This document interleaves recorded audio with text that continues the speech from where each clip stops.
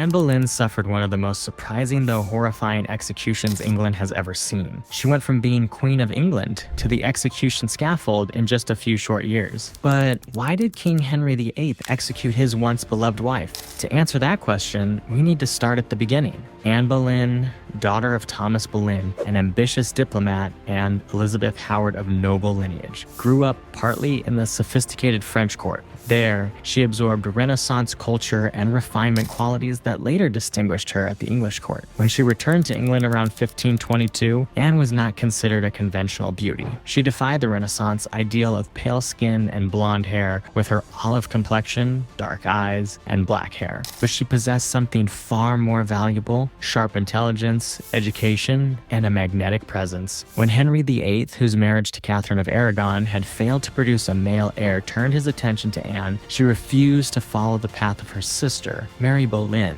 who had been the king's mistress. She is reported to have said, "I will not be your concubine. If you want my heart and body, you must give me a crown." It was a risky gamble, but one that changed English history forever. For 7 years, 1526 to 1533, Henry pursued Anne with obsessive determination. To marry her, he broke with the Catholic Church, declared himself supreme head of the Church of England, defied the Pope, faced opposition from Emperor Charles V, and completely altered England's religious structure.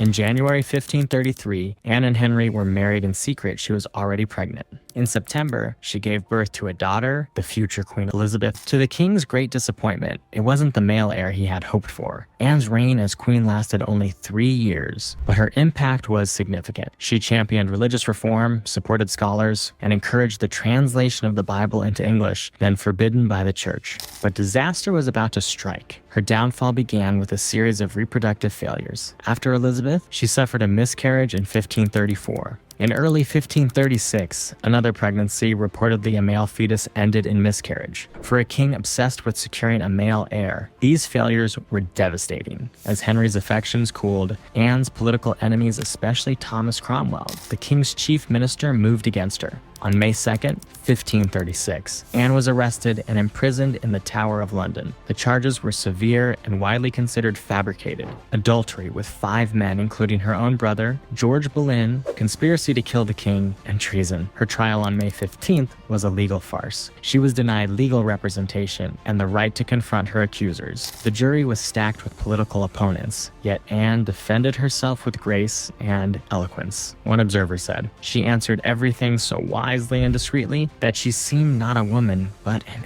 angel." It made no difference. She was found guilty. The original sentence was death by burning, the traditional punishment for female traitors. Henry, perhaps for public relations reasons, commuted it to beheading and summoned an expert swordsman from France for a cleaner execution. At 8 a.m. on May 19th, Anne was told that her execution had been delayed until noon, a cruel twist, as she had already mentally prepared herself for death. She spent the extra hours in prayer, taking communion, and repeating, "Lord, have mercy on me." At noon, the drum sounded. The crowd smaller than expected. Around 1,000 people waited in respectful silence. Anne appeared in a gray dress lined with fur and a crimson bodice, colors chosen to hide any blood. She made a short, dignified speech. "Good Christians, I come here to die according to the law, and therefore I will speak nothing against it. I come hither to accuse no man. I pray God save the king and send him long to reign over you.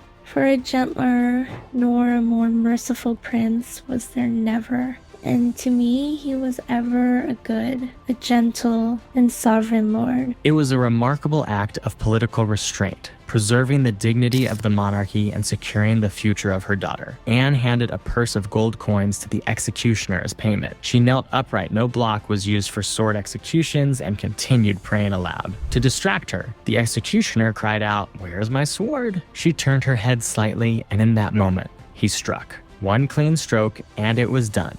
Anne's body was placed in an empty arrow chest and buried hastily beneath the stone floor of the chapel of St. Peter ad Vincula in the Tower. There was no tombstone or official marker. Henry VIII ordered her portraits destroyed, her emblems removed, and her name erased from the records, a deliberate act of damnatio memoriae, condemnation of memory. But if Henry hoped to erase Anne's legacy, he failed. 23 years later, her daughter, Elizabeth, ascended the throne. She ruled England for 45 years in what became known as the Elizabethan Golden Age. Elizabeth subtly evoked her mother's memory, adopting Anne's white falcon emblem and surrounding herself with religious reformers. Learning from her mother's fate, Elizabeth never married, declaring herself married to England. Anne Boleyn remains one of the most fascinating and tragic figures in English history. She was a queen, a reformer, a mother, and ultimately, a scapegoat. Though she died in disgrace, her daughter fulfilled the promise Anne had once represented. So what do you think about Anne Boleyn? Leave a comment and share your thoughts.